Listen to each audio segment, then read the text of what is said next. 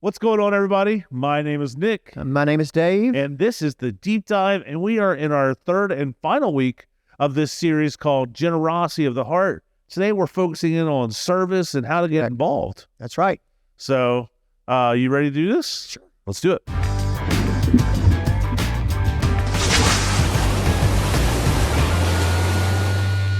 Well, Dave, it's the last week of school here in Cherokee County.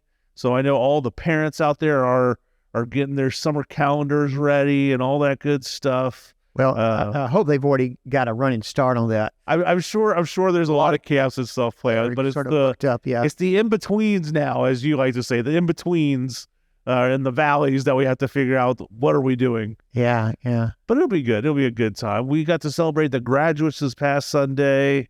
So there's a lot to be celebrating, kids moving up and all that good stuff. But yeah. How'd your weekend go? Well, my weekend was fine. My morning started off not great. This morning? Yeah. Teresa and I are overprotective cat parents. I know that. Okay. I know that. We have an inside cat.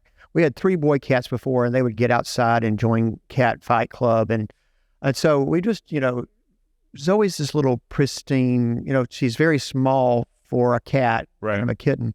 And so she does go out, but just we're supervised.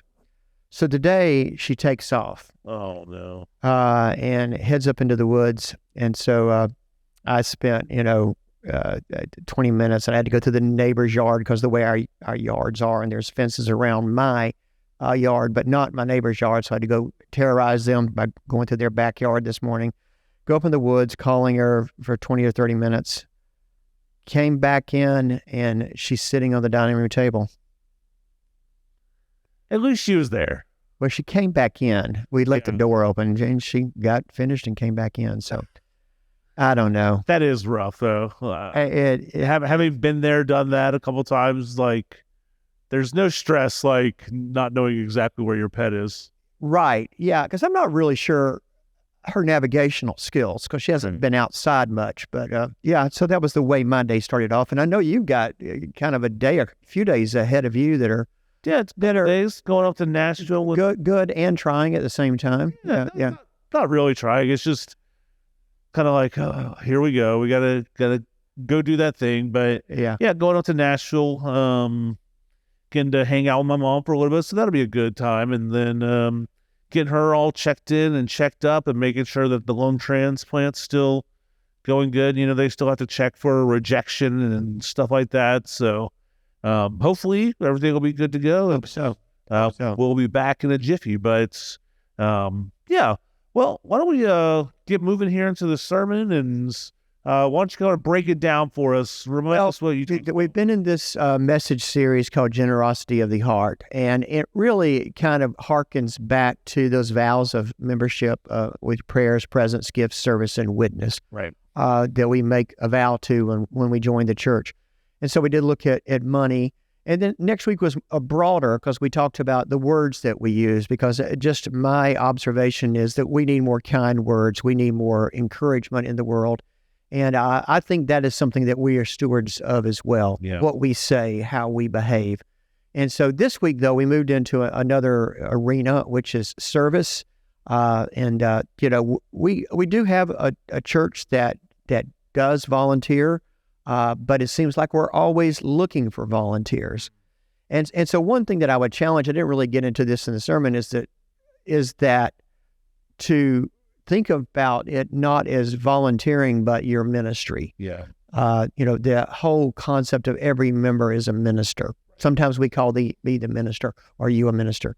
But really, every baptized believer is a minister, and God has given us gifts to use in service.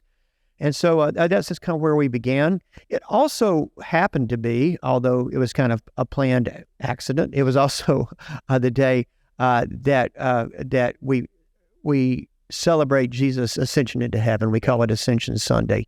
And so as Jesus is leaving, and that was the primary text that I used from Acts, they're gathered around and he's making these appearances post-resurrection. And one of the disciples had asked him, hey, is this the time that now you're going to restore the kingdom here on earth, the kingdom of God? Is this here? And he's actually talking about Jewish, the Jewish reign, not the reign of God, I think. But Jesus says, that's not for us to determine, that God knows that. God's got a plan. And then that's when he makes his ascension into heaven. But before he does, he tells them that to wait there in Jerusalem for the Holy Spirit, which is going to come in a few days. And so that's what we celebrate next week. And we'll talk about that at the end of the podcast. It's Pentecost. Right. It's next Sunday. But he says, to wait here and you'll receive power when the Holy Spirit comes. But you are to be my witnesses to Jerusalem, Judea, and Samaria, and to the outer parts of the world. Right. And so that was the known world at that time for them. And so we can contextualize that is that we are to be Christ witnesses at home, which is, here in Hickory Flat. Yep. And to Samaria would be to like maybe Georgia or maybe the United States. Yeah. And then to, the outer parts of the world. So at home, across the street, if you will. Yeah. And around the world, we are to be his witnesses. And so, I kind of challenge the congregation to think about how that works, as we serve. And one of the illustrations that I used was kind of a visual illustration with getting some of the members of the church to kind of come and form a circle. I talk a lot about circles because I think it's a powerful thing that we're not sort of this hierarchical thing. But we all stand together, sort of united, linking arms, or hand in hand. And a couple of times when we've had larger groups together, we've actually done that at the conclusion. Because we all look in with our various gifts. We've talked about this in the podcast, I think. Yeah. And we all have different perspectives and we do different things, but we all view everybody, as important, as equal in that conversation. And we kind of hold what is truth or what our vision is or, whatever in the middle, maybe looking at it at different perspectives, but all working towards the same thing. But as I thought about that, and it was some artwork that I'd used in some sermon bumpers, and also some of the background images was this, these sort of paper people kind of linking arms. And I realized, that's a little bit limited because you're only looking in. Right. And I fear that sometimes in the church we do that. We look sort of interior. We don't look outside of ourselves. Yeah. And so I had them first stand and, I said, well, the problem is you can't see, outside. Behind it, yeah. So, you then turn around and everybody linking arms but facing outward, but then you're not looking inward. And so I think, maybe if we're going to use that image or that metaphor, it's, we're standing sort of side by side, facing each other around this way so that we can see outside and inside. We can reach inside and reach outside. And what I also like about that is, we kind of put our hands on each other's back is that we kind of got each other's back too. You know what I mean? Yeah. I thought you were going to start a conga line around the service. I was like, oh, here we go. Let's get the music going. Or play Duck, Duck, Goose, Goose or something. Yeah. But, I had a couple people come up and say, hey, well, that was helpful. So I'm glad it was. It was kind of a simple thing you might do with a youth group or something. Yeah. But I thought it worked. It worked well in that service. And so, as we talk about service here at the church, and you and I both work, you actually, in your position here, actually probably do more hands-on stuff, working directly with the staff. And, I had put out this kind of statement to them and staffing, hey, give me some volunteer jobs that you have, some jobs. And I just, this link. So we do have places for people to serve here. Absolutely. Yeah. There's not a lack of opportunities. And I like though, how you mentioned though, that like, we're not looking for warm bodies to fill holes. We're looking for people to be connected to what could be potentially like what feels like ministry to them, because we want them to be growing in their faith. Like this is a way that you can practice everything you learn about in the Bible and talk about, like, you can put it into practice in a variety of ways, from children's ministry to youth ministry to coffee to welcoming and greeting to sound engineer, band, all like administrative things.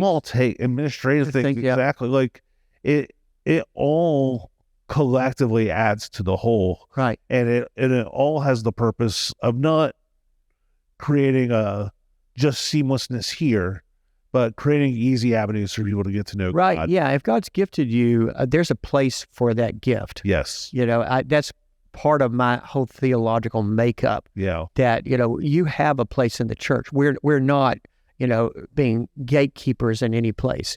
We want to. Our vision statement is empowering people for hope, joy, and purpose. Yep. And so purpose is very important. And I think that one thing in serving in the church is to help people discover their purpose in life. Yeah. I after the service, I had an individual come up to me and they go, "What can I do?" Yeah. And I was like, "Well, what do you love?" What's your passion? Yeah, like what is something that's like that excites you and energizes you? Give me some context of things you like to do. And they're like, "Well, I like to organize. I like music. I like kids. I like helping people plug in where they need to plug in." And I was like, "Wow, so you can plug into just about anything you want to plug into." Like, you know what I mean? Like, it was one of those that's like such a hybrid role.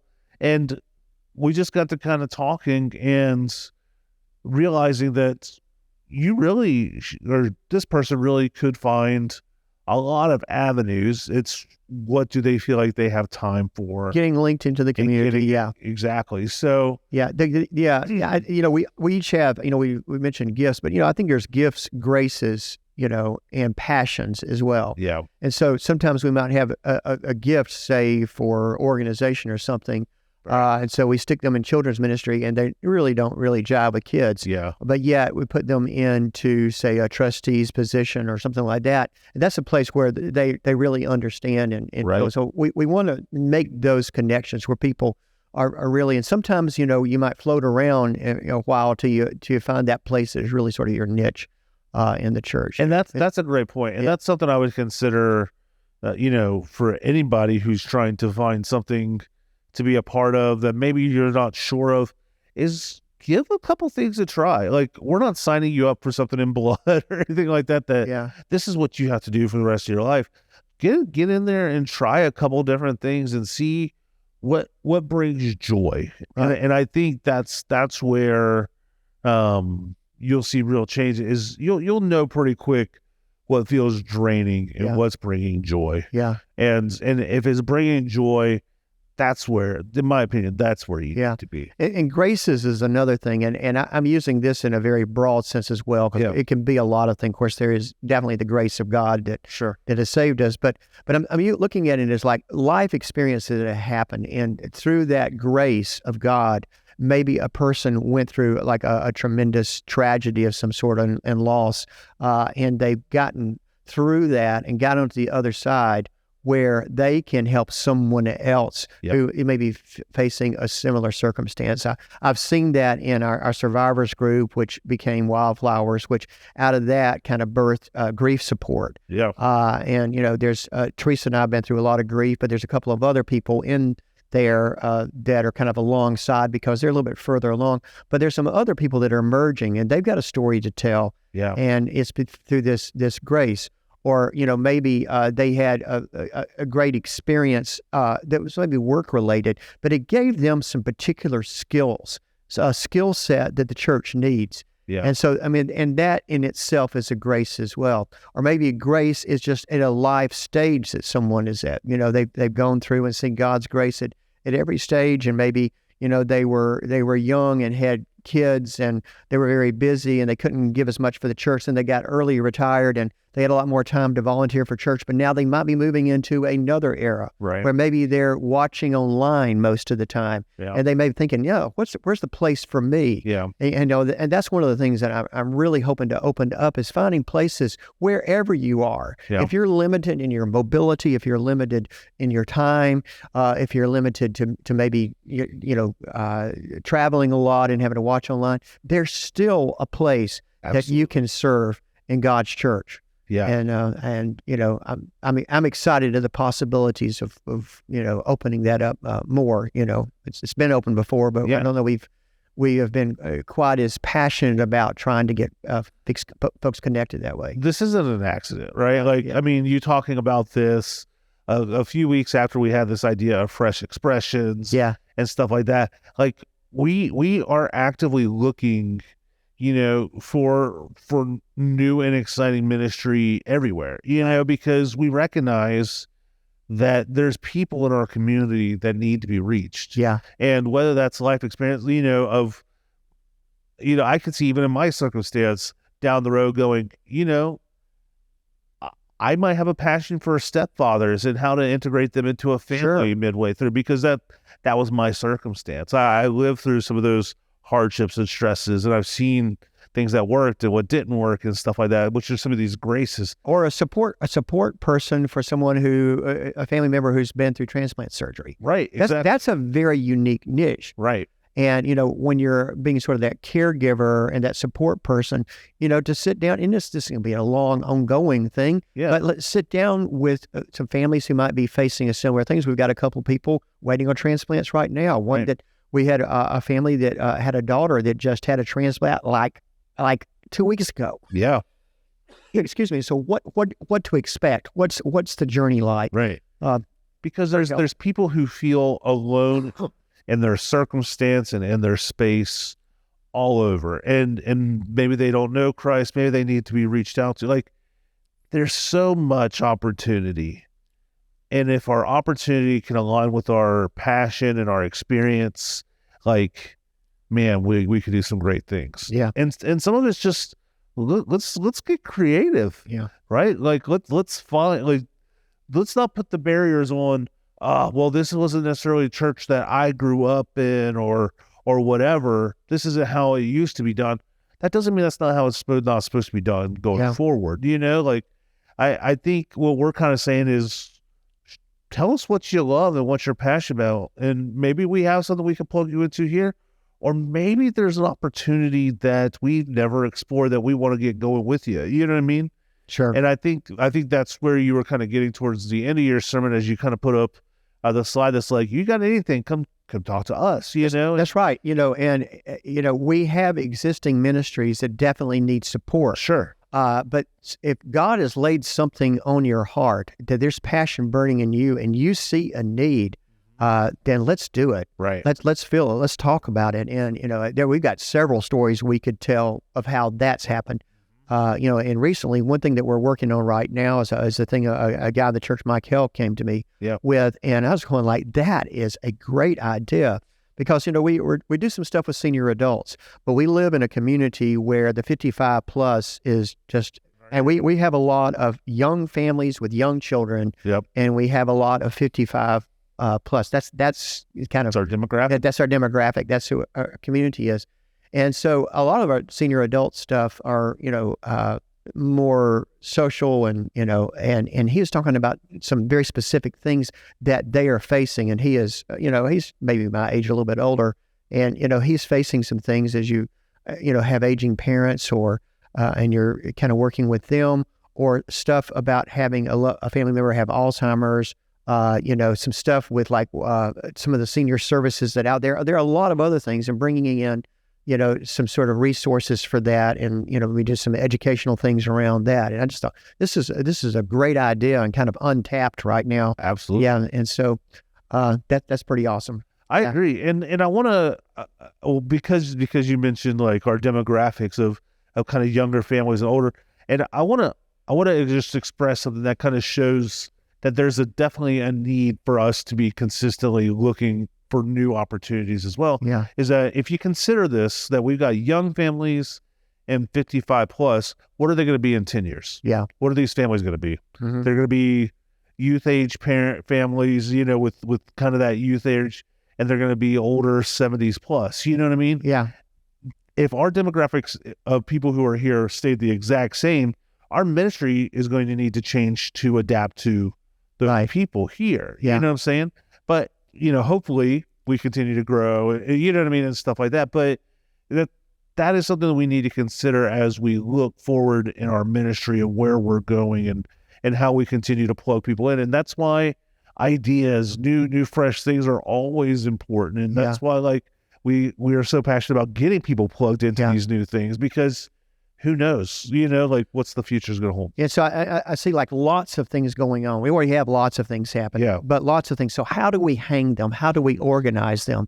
And so we talk a lot here about connect, grow, and serve. Yeah. That is really kind of the way that we are organized. That's a way that we make disciples. Yes. I think both you and I have a temperament that we're not like, hey, these are the rules. You got to do this. Yeah. And so when it comes to things like those vows of membership, maybe we should be a little bit more like, hey, this is what you vow to do, you know, prayers, presence, gift, service, and witness.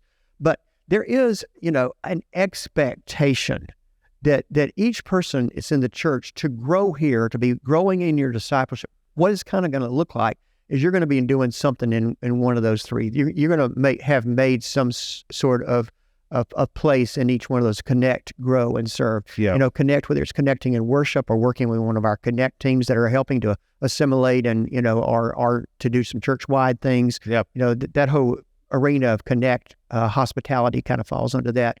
Then the grow area is that you're growing in your Christian life. You're a part of some Bible study, some small group, or some Sunday school class that, you know, you're enriching your own personal spiritual life. Right.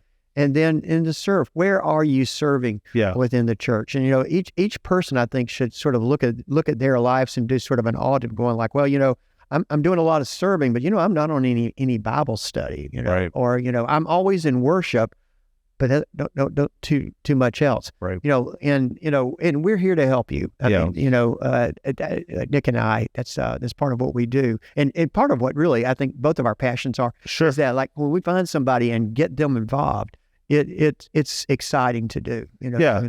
And with the idea of connect, grow, and serve, it's not a ploy to be more involved in the stuff we have going on. We truly believe that these are three like connection points, three threads in a rope or something like that really intertwine to create a whole experience for you to be practicing your faith, to be growing in your faith, but also to be getting closer in the community of faith. You know what I mean? And with all these things put together, we think that is what's going to help us continue to become more and more like Jesus. You know, is to have these three things as part of to be more like Christ. Yeah. And to follow his great commission. You know, going back to those words in Acts. Right. You know, to be his disciples, to make his disciples, to be his witnesses at home, across the street, and around the world. Yeah. Jerusalem, Judea, Samaria, to the outer parts of the world. Yeah. That's what we're called to do. You know, and so circling back to fresh expressions, you know, you touched on it a second. You know, that is a arena that's wide open for us. Yeah. We've got a few things that are sort of like fresh expressions that sort of happened organically, but to kind of put some stuff under that heading and that movement, the possibilities are endless as we look in our. It's so true. Yeah. And, you know, just because it's out there doesn't mean we have to do it, but also if something just aligns with the passion of the people here and stuff like that, man, when people are passionate about something, it just spreads like wildfire. Yeah. And if you're listening to this and you don't know what Fresh Expressions is, you could Google it or go to our conference webpage. There's lots of things about Fresh Expressions and the descriptions of it there. But also you might look back in our archives 2 or 3 weeks.